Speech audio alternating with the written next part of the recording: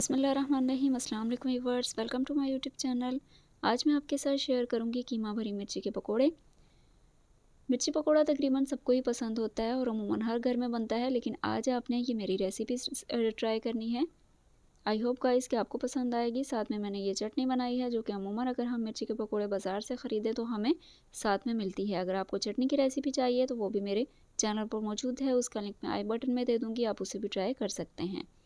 मैंने इसके लिए ली है बड़ी वाली मिर्ची जो कि बिल्कुल भी कड़वी नहीं होती, तो आपको भी यही मिर्ची लेनी है। छोटी मिर्ची कड़वी होती है तो आप उसे ट्राई नहीं करिएगा। मसाला बनाएंगे सबसे पहले हम, उसके लिए कीमा मैंने लिया है 1 कप, ये 1 पाव से कम है। साथ में मैंने 1 इंच का टुकड़ा अदरक का लिया है, 10 से 12 मैंने लहसुन के जोए लिए हैं। गरम मसाला हम लेंगे 1 टीस्पून, पिसा गरम मसाला लिया है मैंने। इसके अलावा साबुत धनिया लेंगे हम 1 टीस्पून, कसूरी मेथी लेंगे 1 टीस्पून। साथ में हम लेंगे कुटी लाल मिर्च 1 टीस्पून, पिसी लाल मिर्च मैंने शामिल नहीं की। नमक हस्बे जायका। 1 अदद लीमू का जूस हम इसमें शामिल करेंगे। एक बड़े साइज़ का मैंने लेमन लिया है। मैंने यहाँ पर ली है हरे वाली प्याज, दूसरी प्याज आपको अभी शामिल नहीं करनी। हरी प्याज मैंने 1 ली है, उसकी मैंने कटिंग कर ली है। उसकी भी मैंने अगला हिस्सा जो ग्रीन वाला होता है वो नहीं डाला, पीछे वाला हिस्सा डाला है। साथ में 1 अदद लेमन का जूस डाला है। इन सबको हम अच्छी तरह से ग्राइंड कर लेंगे। मैंने इसे मिक्सी में ग्राइंड किया जो कि बिल्कुल भी अच्छा आइडिया नहीं था, तो इसने मुझे बहुत परेशान किया। तो गाइस आपने इसे मिक्सी में डालकर ग्राइंड नहीं करना, आपने इसे चॉपर में ही ग्राइंड करना है, वरना आप इसको पीस लें। और ध्यान रहे कि कीमा मोटा ना हो। तो ये बहुत मुश्किल से मैंने इसको ग्राइंड किया है, ये अच्छी तरह से पिस चुका है। अब हम क्या करेंगे, आमीज़ा तैयार करेंगे बेसन का, जिसके अंदर हमने मिर्ची को डिप करके फ्राई करना है। उसके लिए भी मैंने बेसन लिया है, 1 कप के करीब बेसन है। थोड़ी सी हम इसमें हल्दी शामिल करेंगे, तकरीबन 1/4 चाय का चम्मच। ज़ीरा पाउडर हम यहाँ पर शामिल करेंगे, आधा चाय का चम्मच। थोड़ा सा हम मीठा सोडा ले लेंगे। इसके अलावा नमक मैंने शामिल किया है, आधा चाय के चम्मच से थोड़ा सा ज़्यादा। थोड़ा सा पानी डालकर आप इसका गाढ़ा सा आमीज़ा तैयार कर लें। ध्यान रहे पानी आपने एक साथ नहीं डाल देना। अगर ज़्यादा पानी हो गया और आपका आमीज़ा नरम पड़ गया तो ये बिल्कुल भी अच्छे पकोड़े नहीं बनेंगे।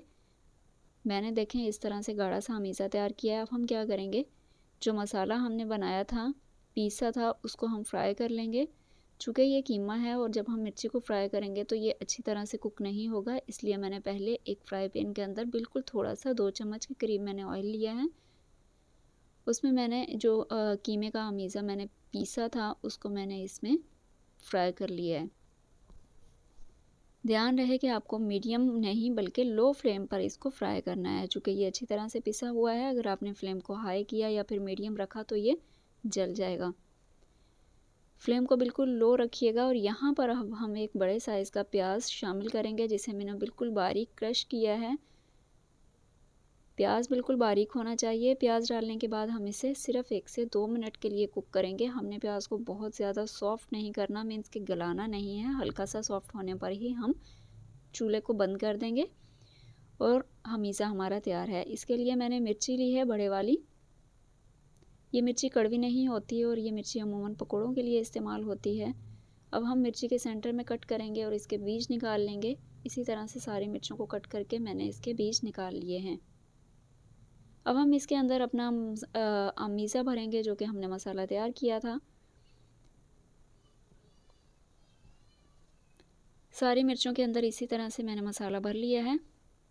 थोड़ा सा मसाला मेरे पास बच भी गया है। अब हम इन्हें, हमने जो बेसन का अमीज़ा तैयार किया था उसके अंदर हम इसको डिप करेंगे और उसके बाद हम इसको फ्राई कर लेंगे। मैंने एक कढ़ाई के अंदर ऑयल डालकर भी चूल्हे पर रख दिया है गर्म होने के लिए। जब तक ऑयल हमारा गर्म होगा हम तब तक अपनी सारी मिर्चों को डिप कर लेते हैं, उसके बाद हम इसको फ्राई कर लेंगे। फ्राई करते हुए ध्यान रहे कि आपने पहले ऑयल को अच्छी तरह से गर्म कर लेना है। जब तक ऑयल गर्म होता है, जब तक आप मिर्चें डाल नहीं देते सारी, तब तक आपने फ्लेम को हाई ही रखना है। जैसे ही आप मिर्ची डाल लेंगे उसके बाद आप हमेशा फ्लेम को मीडियम लो कर लें, मीन्स बिल्कुल लो भी ना हो और हाई भी ना हो, तो उस पर पकोड़े बहुत अच्छे से फ्राई होते हैं। इसी तरह से सारे पकोड़ों को मैं फ्राई कर लूँगी। पकोड़े हमारे तैयार हो चुके हैं। आई होप गाइस कि आपको मेरी रेसिपी पसंद आई होगी। बेसन का आमीज़ा थोड़ा बच गया था तो मैंने उसके अंदर एक आलू काट के उसके भी पकोड़े बना लिए। कोई भी चीज़ आप कभी भी ज़ाया मत किया करें। जो थोड़ा सा आमीज़ा हमारे पास कीमे का बचा था उसे भी मैंने उसी बेसन के अंदर डिप करके फ्राई कर लिया है। आई होप गाइस कि आपको मेरी रेसिपी पसंद आई होगी, तो प्लीज़ वीडियो को लाइक करें, शेयर करें, कमेंट बॉक्स में अपनी राय का इजहार ज़रूर दें। मेरे चैनल को सब्सक्राइब करें, पास में लगे बेल आइकन को भी हिट कर दें। जहाँ रहें खुश रहें, अपना बहुत सा ख्याल रखें। Thanks for watching. अल्लाह हाफिज़।